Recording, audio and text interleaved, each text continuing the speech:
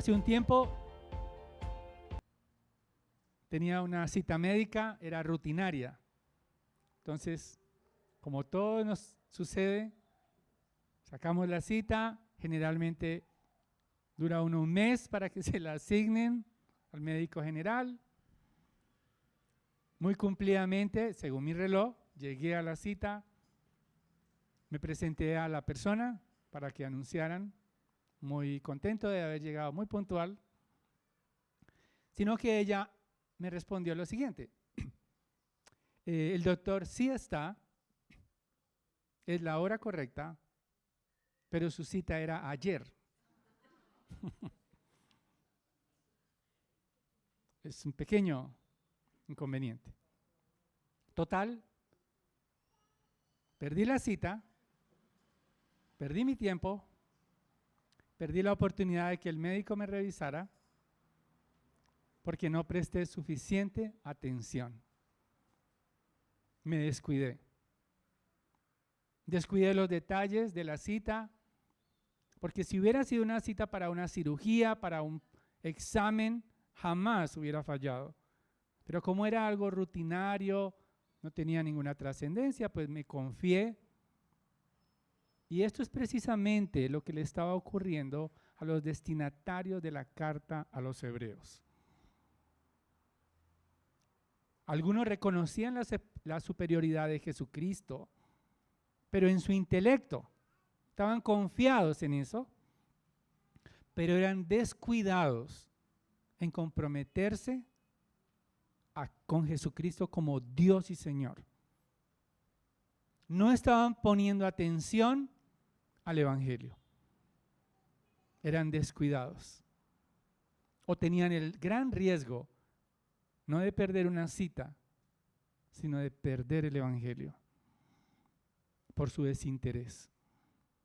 Y ese es el mensaje en esta mañana que quiero comunicar. No descuides el Evangelio, porque de él depende tu salvación. No descuides el Evangelio, porque de él depende tu salvación. Quiero expresar esta idea a través de la Escritura, de la palabra de Dios, en dos partes o en dos puntos. Quienes les gusta tomar nota para después discutir en el grupo pequeño. Entonces el primer punto es: Jesús es superior a los ángeles. Está claro en el texto, en el capítulo 1, del versículo 5 al 14. Pero hay un segundo punto, y es que el mensaje de Jesús, su mensaje, no solo es superior a no solo Jesús es superior a los ángeles, sino que su mensaje también es superior al mensaje de los ángeles. El mensaje, su mensaje también es superior. Entonces, en primer lugar, Jesús es superior a los ángeles. Hemos visto en algunas Biblias está en mayúscula las citas que hace el autor de Hebreos, en otras no, pero él está citando al menos 7 veces pasajes del Antiguo Testamento. Recordemos que, como veíamos en los versículos 1 al 4, el Antiguo Testamento revela de manera parcial el Evangelio a Cristo, pero ahora tenemos la revelación de Jesucristo completa en él. Y por eso el autor de Hebreos está citando el Antiguo Testamento y específicamente él cita salmos, al menos 5 salmos y 2 pasajes del Antiguo Testamento. Y él quiere mostrar a través de esas citas que demuestra que Jesús tiene superioridad sobre los ángeles. Él es superior a los ángeles. El trasfondo de la audiencia original del autor del libro de Hebreos conocen muy bien el Antiguo Testamento. Es probablemente que sean judíos y por eso los pasajes que él cita son muy conocidos por su audiencia. Y la primera argumento que él quiere mostrar a través de estos pasajes es que la condición de hijo de Jesús le confiere superioridad. Los ángeles no son hijos. Solo hay un hijo que es tratado como hijo, y por eso cita el Salmo 2, versículo 7, Hijo mío eres tú, o mi hijo eres tú, yo te he engendrado hoy. Ahora, esa expresión yo te he engendrado es desde la eternidad hasta la eternidad, porque no hay un tiempo en que Jesús no haya existido.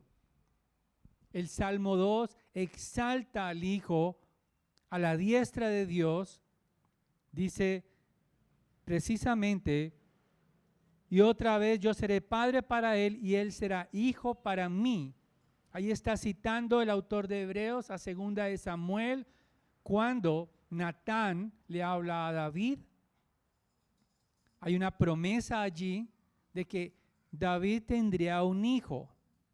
El autor de Hebreos está ayudándonos a comprender que no se trataba de Salomón. Cuando Natán le hablaba a David, le estaba hablando de un hijo que tendría un trono eterno.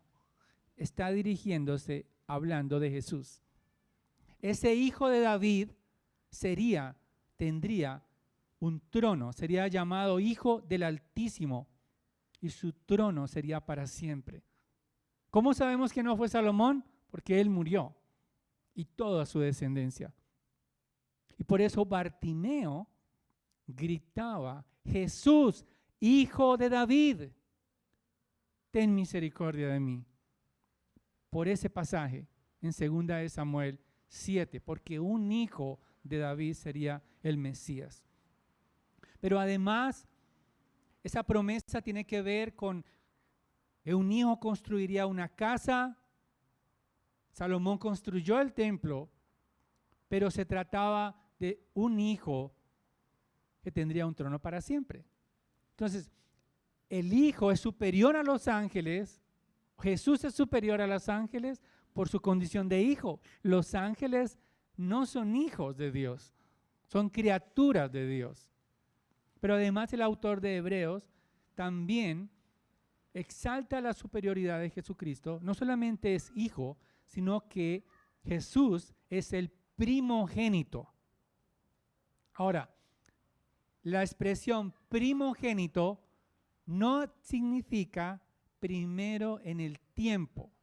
Quizás a veces pensamos, el primer hijo es el primogénito, pero la expresión que vemos allí en el versículo 6, de nuevo cuando trae el primogénito al mundo, significa que él es primero en posición.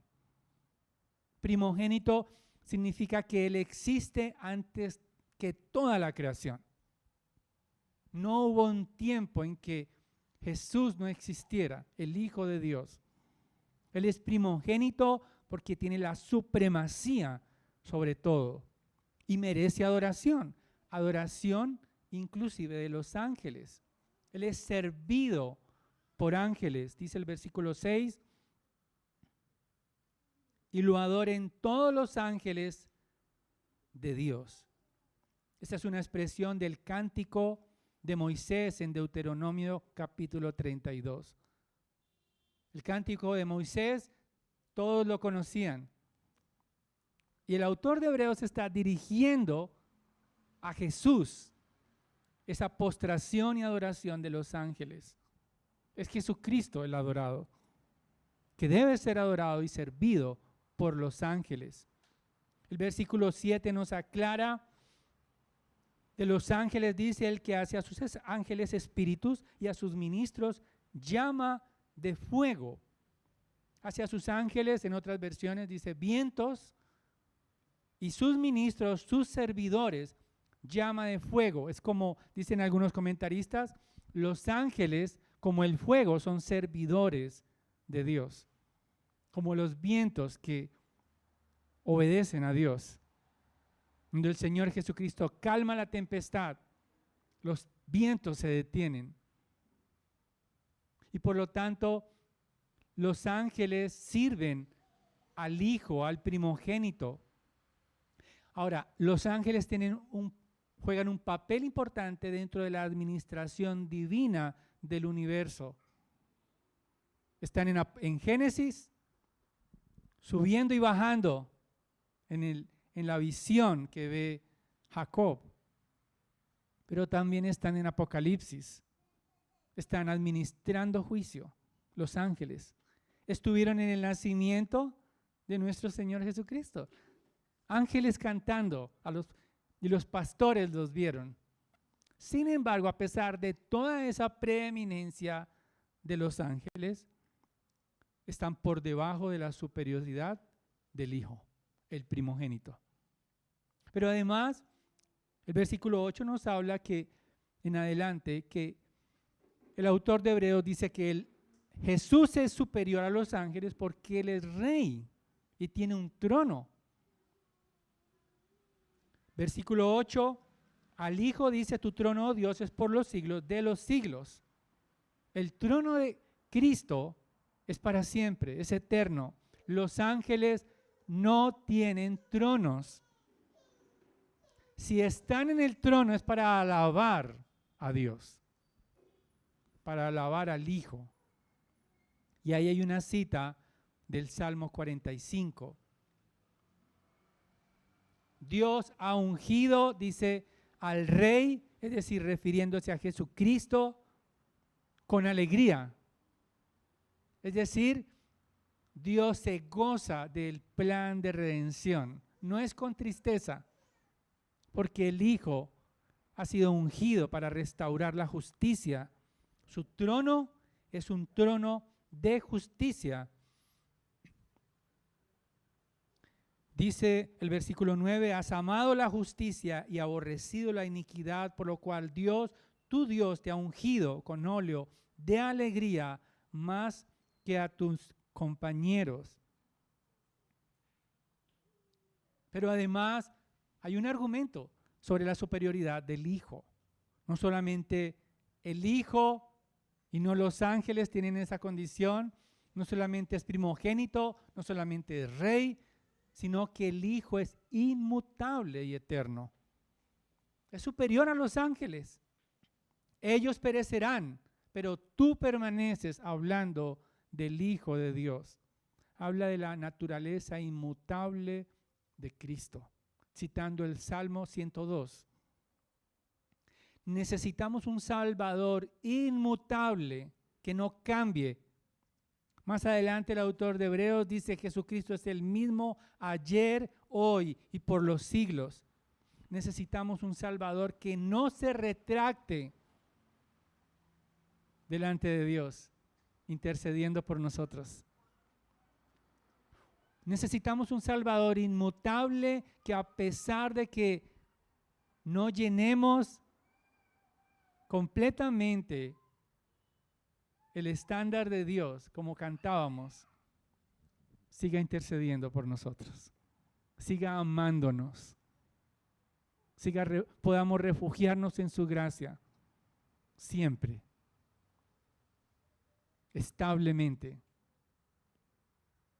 Pero además, no solamente Cristo es Hijo, es primogénito, es Rey, sino que también es victorioso. Versículo 13 está citando el Salmo 110 que leíamos hace un momento. Pero ¿a cuál de los ángeles jamás ha dicho Dios: siéntate a mi diestra hasta que ponga a tus enemigos por estrado de tus pies? Cuando un rey tenía victoria sobre sus enemigos, eso lo vemos también con Josué. Él está conquistando la tierra prometida y llega un momento en que un rey que se opone al pueblo de Dios es vencido. Y lo que está expresando aquí el texto es lo que hizo Josué. Hizo tender a ese rey en el piso y puso su pie en el cuello del rey, mostrándole a todos que Dios sometió a ese rey. El Hijo de Dios someterá bajo el estrado de sus pies a todos sus enemigos con victoria, como una muestra de conquista triunfante sobre sus enemigos. Los ángeles no lo harán, el Hijo sí. El Hijo merece la adoración, el Hijo es servido por los ángeles. Versículo 14. ¿No son todos ellos espíritus ministradores enviados para servir por causa de los que heredarán la salvación? Los ángeles sirvieron a Jesús en la tentación. Ángeles le servían. Le sirvieron en su nacimiento. Y le están sirviendo para siempre. Y Él regresará con sus ángeles victorioso. Pero también dice la Escritura que los que heredarán la salvación, es decir, quienes hemos respondido en arrepentimiento a Cristo, no todos, quienes se han arrepentido de sus pecados y han abrazado a Cristo como su Señor, como su Rey, también serán servidos por los ángeles. El autor de Hebreos más adelante dice que algunos hospedaron ángeles. No tenemos detector de ángeles, pero Dios usa a los ángeles para nuestro servicio, para cuidarnos, para ayudarnos. A veces no somos conscientes de eso. Solo Dios nos lo revelará algún día, cómo fuimos librados por medio de ángeles. Ángeles están alegres cuando alguien se arrepiente, celebran el arrepentimiento. Los ángeles celebran que estemos reunidos en este lugar. Los ángeles llenan las sillas vacías con adoración a Dios. Hay multitud de la gloria de Dios cuando cantamos a Él como iglesia. Y ellos se unen al cántico celestial, a nuestro amado Rey, Cristo Jesús. Necesitamos un hijo, necesitamos a Cristo, el primogénito, necesitamos al Rey eterno, necesitamos un Salvador victorioso para que pueda vencer la muerte por nosotros. Él venció la muerte y venció al pecado para siempre. Por eso Él es el único que merece adoración. Es probable que quizás los ángeles no llamen tu atención en este tiempo. A los destinatarios de la carta estaban educados, como vamos a ver más adelante, como los ángeles tenían preeminencia, pero Él les está aclarando, Jesús es preeminente, es superior a los ángeles. Sin embargo, aunque los ángeles no están sustituyendo literalmente nuestros afectos hoy, quiero preguntarte, ¿qué supera al Hijo en importancia en tu vida? ¿Qué ves con más brillo? ¿Qué ves con más esplendor que a Cristo? Quizás una carrera profesional, proyectos, estabilidad económica. ¿Qué ves con más brillo?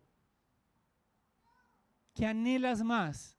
¿Qué estás adorando más sobre Cristo? ¿Qué te llama la atención realmente? Piensa en tu corazón. ¿Qué es? Tienes que ser sincero delante de Dios. ¿Qué es lo que realmente distrae tu atención para adorar a Cristo? Quizás entretenimiento, ocio, diversión, planes. ¿Qué brilla más en tu corazón que la gloria de Jesucristo? Obtener logros, relaciones, metas, productividad, o quizá relaciones con personas. Es tu gloria, es tu anhelo.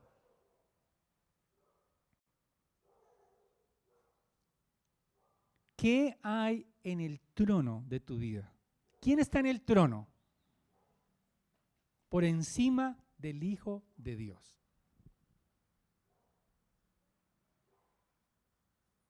Ese trono te doblega para que lo obedezcas. ¿Es el Hijo de Dios realmente?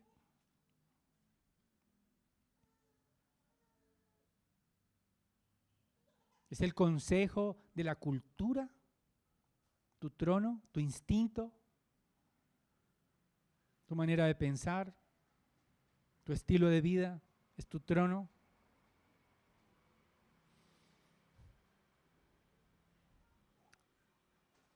Pero no solamente Jesús es superior a los ángeles, sino que el mensaje de Jesucristo es superior a los ángeles, porque Él mismo es el mensaje. O sea, Jesucristo es el verbo hecho carne. Él no nos viene a contar, sino a hacer Él mismo el mensaje de salvación.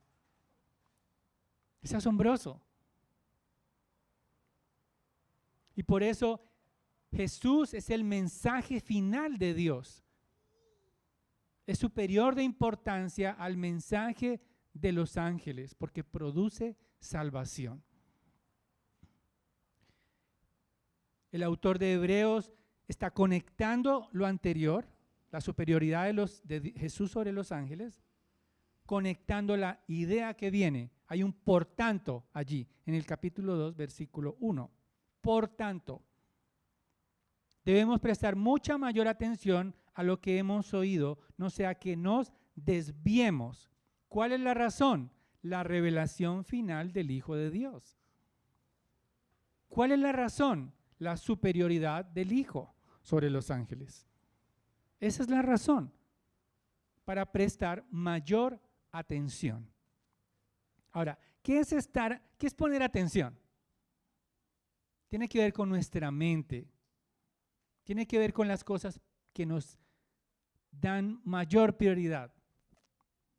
Si alguien tiene una cita después del culto, a las 11:10, seguramente no va a tener la atención correcta. Porque hay algo superior, hay algo que lo está distrayendo. Entonces la mente empieza a captar las ideas y no hay sincronía, no hay atención. Estamos ahí de cuerpo, pero no estamos. Eso tiene que ver con prestar atención. Lo que está hablando el autor de Hebreos es reflexionar acerca de la grandeza de Jesucristo y que es el mensaje final. No hay más mensajes. Es Cristo la salvación. ¿Y cuáles son las cosas que hemos oído? Pues el mensaje de la palabra de Dios, el Evangelio.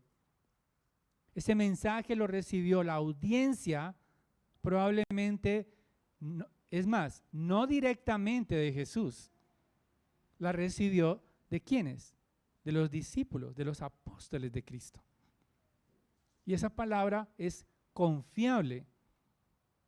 Dice, porque si la palabra, versículo 2 del capítulo 2, porque si la palabra hablada por medio de ángeles resultó ser inmutable y toda transgresión y desobediencia recibió justa retribución, ¿cómo escaparemos nosotros si descuidamos una salvación tan grande, la cual, después que fue anunciada primeramente por medio del Señor, no fue confirmada por los que la oyeron?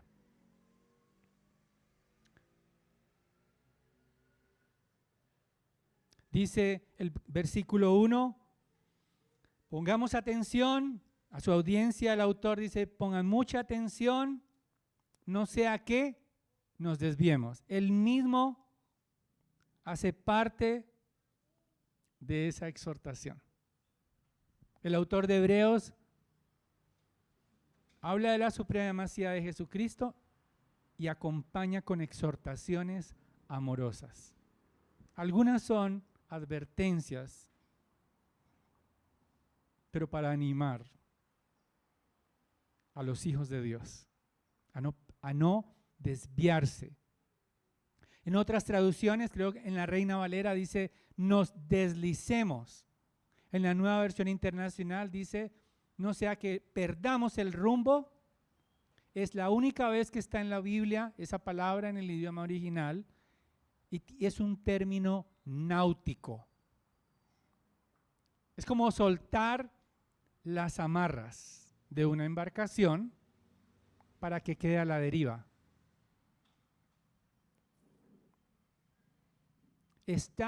No sea que nos deslicemos. Imaginen que su vida es una embarcación que se suelta de Cristo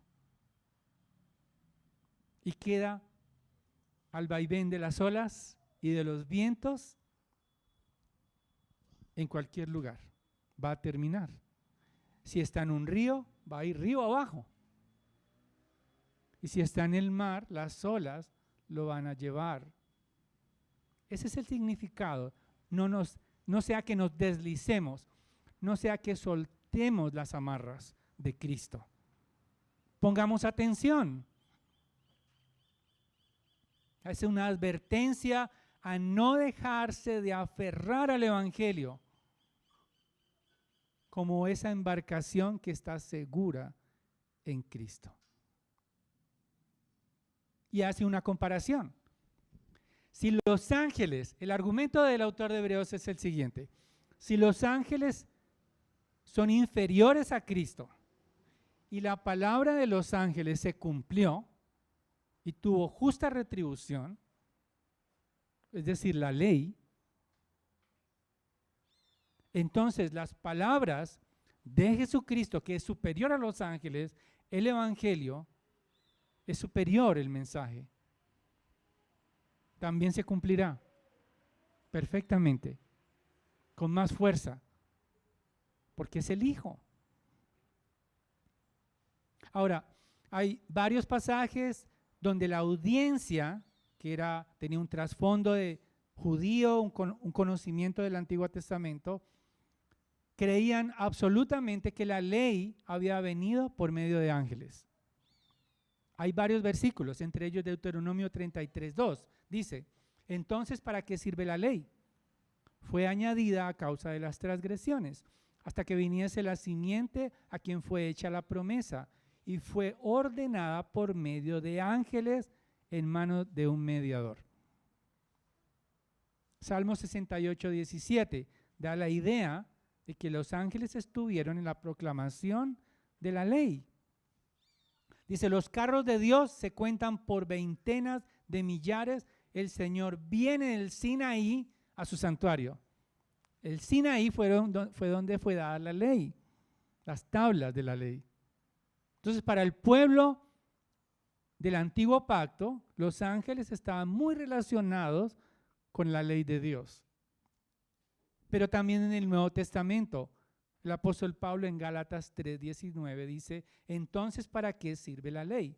Fue añadida a causa de las transgresiones, hasta que viniese la simiente a quien fue hecha la promesa, y fue ordenada por medio de ángeles en mano de un mediador, tal como lo dice Moisés. Las palabras de los ángeles, la ley se cumplió. La sentencia de Dios contra aquellos que violaron la ley de Dios se cumplió perfectamente. Toda transgresión y desobediencia recibió justa retribución. Cuando leemos el Antiguo Testamento, entendemos que el pueblo del Antiguo Pacto murió en el desierto por desobedecer la ley de Dios, las palabras de Dios. Fueron castigados. Primera y Segunda de Reyes, el libro, nos habla cómo el pueblo entró en idolatría. Los reyes, solo unos pocos, hicieron lo bueno ante los ojos de Dios. Y por eso fueron al cautiverio, inicialmente en el reino del norte, cuando el reino estaba dividido, por Asiria. Violentamente fueron llevados. Desapareció el reino del norte, cuya capital era Samaria. Pero el reino del sur le tomó más tiempo, no se arrepintió y vino Babilonia y los llevó al exilio, esclavos. El relato de lo que pasó está en el libro de Lamentaciones. Jeremías observa el cumplimiento de su profecía. La ley de Dios se cumple perfectamente. No pasa por alto. Quien violaba la ley conscientemente, eso lo va a detallar más adelante el autor de Hebreos, merecía la muerte. Es serio, la ley es seria. Cuando traen a esta mujer encontrada en el acto de adulterio, debían haber traído a los dos, pero traen solo a la mujer, debía ser apedreada, dice la ley. Los pecados cometidos conscientemente deben ser condenados con la muerte. Apedreamiento. Aún los hijos rebeldes debían ser sacados del campamento y apedreados. Por eso nuestro Señor Jesucristo padeció en la cruz la muerte por el pecado que nosotros merecíamos. Es nuestro sustituto y es un Salvador superior. Entonces, parafraseando los versículos 1 al 4 del capítulo 2, el autor de Hebreos está advirtiendo a su audiencia que si las palabras de los ángeles se cumplieron, produciendo condenación, las palabras del Hijo de Dios son más importantes, no deben ser descuidadas porque producen salvación. El mensaje del Hijo es superior porque nos libra de la condenación de la ley. No podemos soltar nuestras amarras de Él.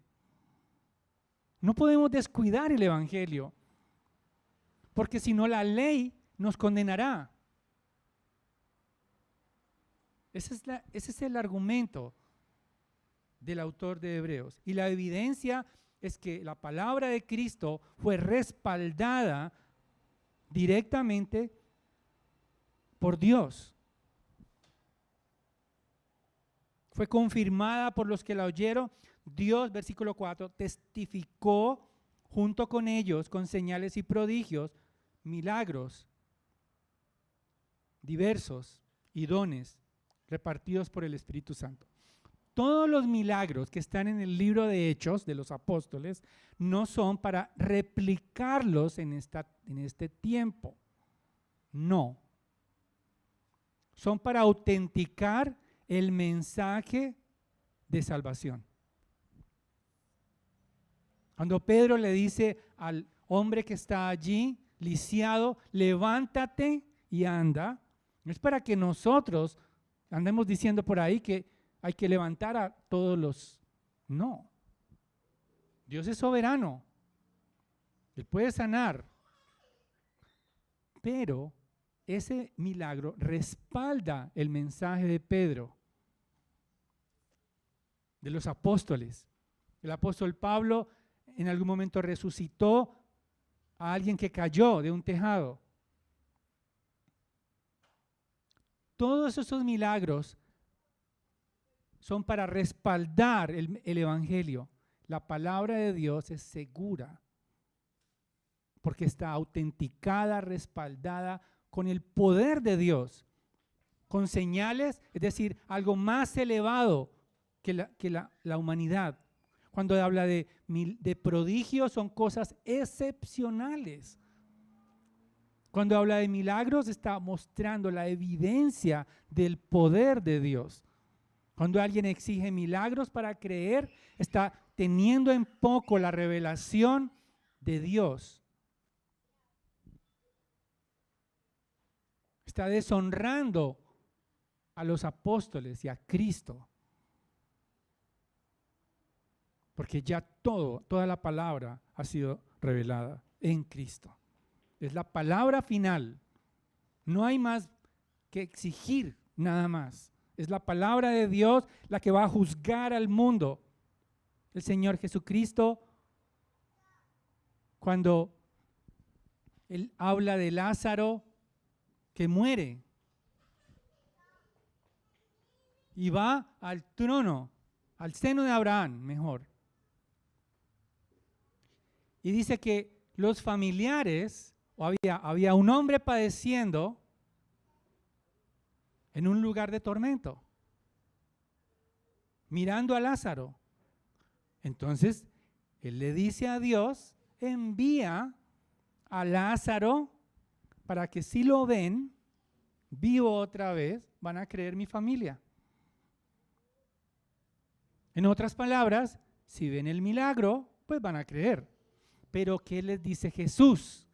El Hijo de Dios dice, tienen a Moisés, tienen la palabra de Dios, si rehúsan creer a mi palabra, serán condenados. No hay más. Jesucristo ya vino a este mundo a morir. Vendrá triunfante porque Él es la palabra final. No hay más palabra. Por eso tenemos que aferrarnos al Evangelio fuertemente, porque ni si nos soltamos, ¿cómo escaparemos nosotros? Si descuidamos una salvación tan grande. Ese es el punto del autor de Hebreos y es el punto para nosotros. Ahora, ¿cómo podemos descuidar el Evangelio que ha sido proclamado por el Hijo superior a los ángeles? ¿Cómo? Con otros salvadores. Primer salvador, hay muchos, el salvador del desempeño. ¿Qué te dice? ¿Cómo te salva? Te dice, confía en tus virtudes para obtener la aprobación de Dios. Confía en tu capacidad moral. ¿Te has portado bien para ser aceptado por Dios? Ese es el salvador del desempeño. No es Cristo, sino tú mismo. Confía en tu conocimiento doctrinal y serás aceptado por Dios. Confía en lo que sabes. Así no tengas devoción a Dios ni relación con Dios. Confía en lo que sabes. Ese es el salvador del desempeño. Pero hay otro salvador, el salvador o la salvación de la aceptación. Confías en la aprobación de otras personas para sentirte seguro. No confías en la cruz. El salvador de la aceptación todo el tiempo está preguntando, ¿lo hice bien? Quiere el aplauso humano, quiere la aprobación humana, quiere figurar, no admite la discreción. El salvador de la aceptación es confiar en tu reputación. ¿Qué se dice de mí? Y depende de lo que digan de ti, ese es tu salvador. Si hablan bien, estás salvado. Pero si hablan mal de ti, entonces te vienes abajo, porque Cristo no es suficiente. Uno más. El Salvador de la autojustificación. No reconoces tu pecado ni te arrepientes, sino que presentas excusas para justificar tu pecado. No es que la mayoría de la juventud actúa así.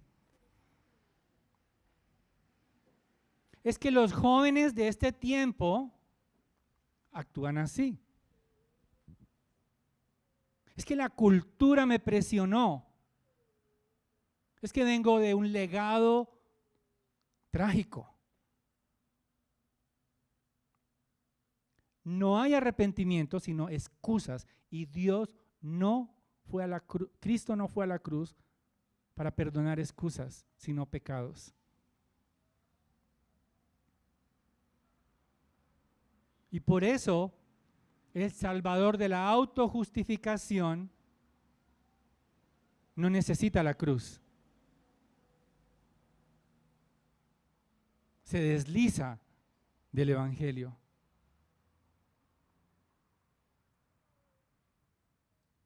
El último Salvador de este inventario, hay muchos más. El Salvador de la ventaja. Cuando te comparas con otras personas y te sientes, no es que yo no soy tan pecador como fulano. Me siento bien. Hay peores que yo. Y esa ventaja sobre otros es la fuente de salvación. Soy mejor que otros pecadores. Sin embargo, el Salvador de la ventaja no te dará ventaja cuando pecas por omisión, por no adorar a Cristo como Él lo merece.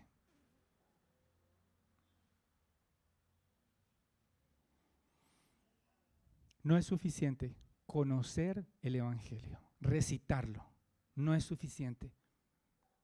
Yo sabía mi cita médica, muy bien. Sabía que necesitaba la cita, pero la perdí. No porque la desconociera. No le di la suficiente importancia. Por eso la perdí. Por no tomar las medidas necesarias para llegar el día correcto. No te quedes a la deriva. No permitas que la corriente del mundo u otras fuentes de salvación te lleven en mares peligrosos. Porque aquel que es superior a los ángeles, Cristo, vino a morir, a derramar su sangre, a ser traspasado, herido, solo. Enmudeció como oveja que iba al matadero para salvarte. No descuides esa salvación. Es un alto precio que se pagó. No te acostumbres como una muletilla a hablar del Evangelio.